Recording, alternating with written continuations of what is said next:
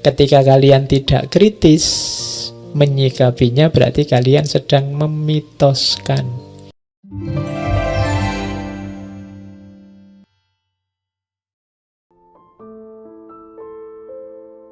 Inilah yang sangat terkenal dari Thales. Dia apa? Mendobrak mitos. Jadi Thales ini jadi simbol gesernya peradaban dunia zaman itu dari peradaban mitos jadi peradaban logos. Dari menjawab problematika hidup lewat mitos-mitos menuju logos, berpikir rasional. Apa sebelum Yunani manusia itu tidak mikir, Pak? Kan selalu ada pertanyaan begitu. Ya mikir, tidak mungkin orang hidup itu tidak mikir. Cuma peradaban sebelum itu menjadikan mitos sebagai basis hidup yang primer. Kalau tidak mikir ya tidak bisa lah. Peradaban kuno itu bangun kuil yang bagus, bikin ukiran, bikin rumah-rumah, tidak mungkin. Ya pasti berpikir. Cuma cara berpikirnya tidak jadi primer, pemikirannya tidak primer. Yang primer itu mitosnya. Maka kalau ada masalah, menjawab masalah itu menggunakan mitos-mitos. Ini kok lama ya ndak hujan-hujan, jangan-jangan kita telat ngasih sajen dayangnya. Nah, itu jawaban-jawaban mitos. Jadi Yunani dulu juga begitu. Yunani sebelum lahirnya filsafat itu ya, kalian kenal Hercules, kalian kenal Thor, ya kan, dewa petir yang sekarang jadi Avengers itu. Ya, itu derajatnya turun kalau hari ini. Dulu dia dewa. Oke, sekarang kan sudah gendut itu. Oke, terus Zeus. Kemudian banyak dewa-dewa, Poseidon yang menguasai laut. Setiap hal ada dewanya sendiri-sendiri. Kok ini sumu? Wah, ini berarti dewa anginnya sedang marah, anginnya nggak datang-datang. Kok nggak hujan-hujan? Oh, berarti penguasa hujannya. Nah, itu menjawab persoalan dengan mitos. Oke, nah ini yang diserang oleh filsafat babak pertama di Yunani dulu. Jadi kalau ada yang tanya apa yang dilakukan filsafat dulu di era-era awal, kalau pakai bahasamu hari ini ya mereka sedang menyerang mitos-mitos, menyerang bid'ah khurafat tahayul versi Yunani. Jadi itu yang diserang oleh filsafat generasi pertama, Thales dan kawan-kawan. Makanya visinya adalah mendobrak mitos. Apa berarti hari ini kita sudah tidak mitos lagi, Pak? Kalau kalian menjawab persoalan dengan cara bersandar pada sesuatu yang tidak kritis, sebenarnya kalian juga sedang terjebak mitos-mitos. Sama kayak orang Yunani dulu. Ya sekarang mungkin nama mitosnya saja ganti. Kalau dulu mitos itu kan dewa-dewa, Zeus mungkin sekarang mitosnya apalah merek-merek itu kan jadi mitos. Kalau ndak merek ini ndak. Kalau ini itu mungkin juga sekarang jadi mitos. Mungkin juga mitosnya ganti pikiran-pikiran, gagasan-gagasan, aliran-aliran, mungkin banyak. Ketika kalian tidak kritis menyikapinya, berarti kalian sedang memitoskan. Dan itu yang diserang oleh tradisi awal filsafat Thales dan kawan-kawan. Oke, jadi kalau dulu menjelaskan gejala alam itu dengan mitos, sekarang dijelaskan dengan akal.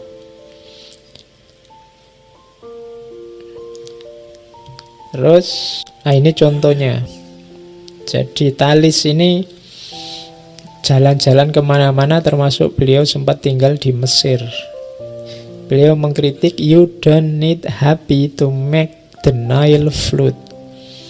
Jadi orang Mesir zaman itu juga kan isinya serba mitos.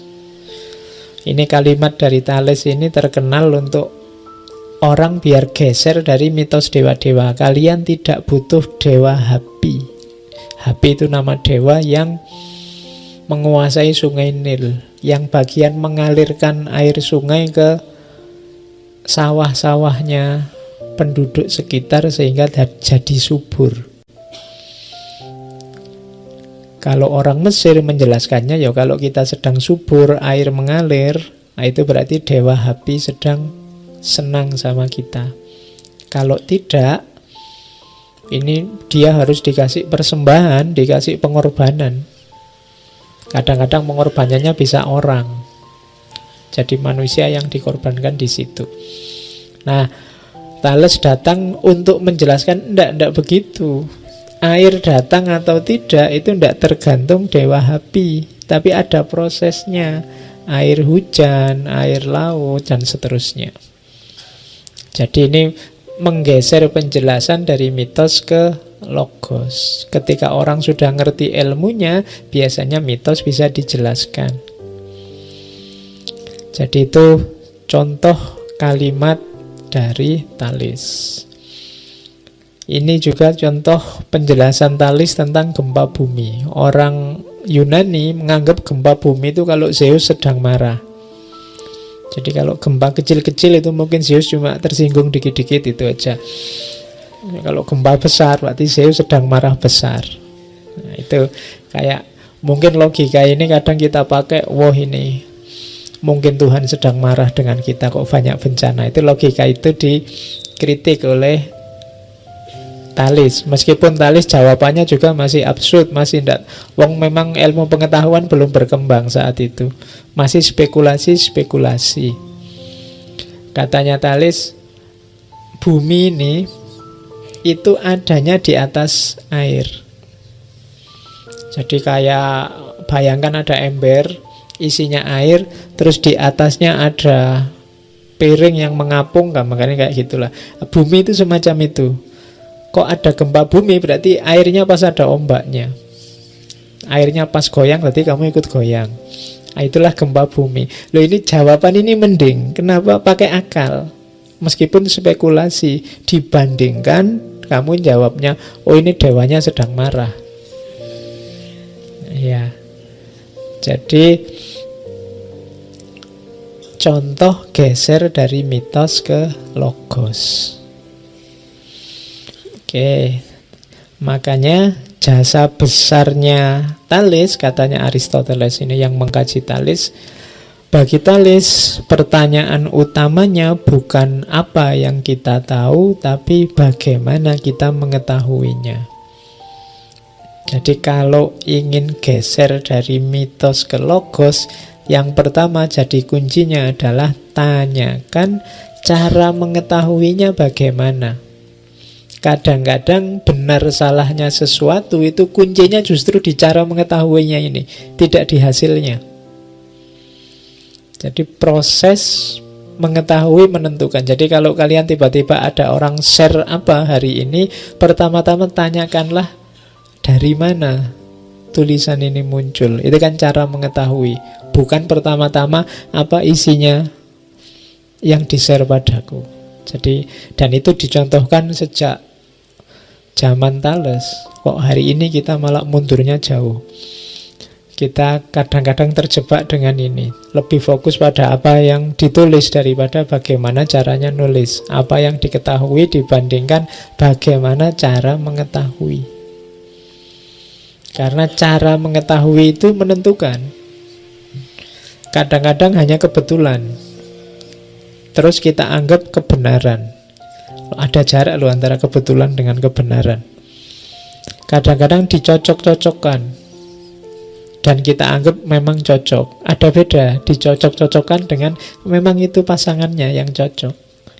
Dan kita hari ini tidak banyak kritis dengan itu.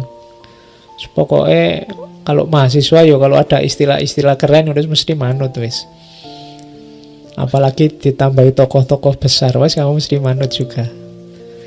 Kalau lagi diskusi pokoknya kamu selalu kan pakai pinjam nama tokoh-tokoh besar itu. Menurut tokoh ini, menurut tokoh itu, kan selalu begitu. Dan lawan diskusimu terus tidak berani jawab. Karena ngeper. Kalau saya diskusi terus bilang menurut Aristoteles, kamu kan langsung wah kalah aku kalau Aristoteles. Ya kan? Jadi kamu ketemu dengan mitos-mitos tokoh-tokoh besar itu kan terus kamu mengkeret. Ini tadi kan saya cerita tahun-tahun tadi. Kamu kan dari mana atau informasi tahun-tahun. Begitu saya ngomong ini saya ngambil dari kitabnya Ibnu Katsir, kamu langsung wah mesti bener itu mesti. Lah ya kamu uji sendiri, ya kamu cek sendiri. Jadi kita punya kelemahan di situ sering-sering. Oke, jadi katanya Aristoteles, jasa besarnya Thales itu membuat orang berpikir bagaimana kita mengetahui, tidak sekedar apa yang kita tahu. Ini nanti jadi awal lahirnya, kalau di dunia modern namanya metode ilmiah.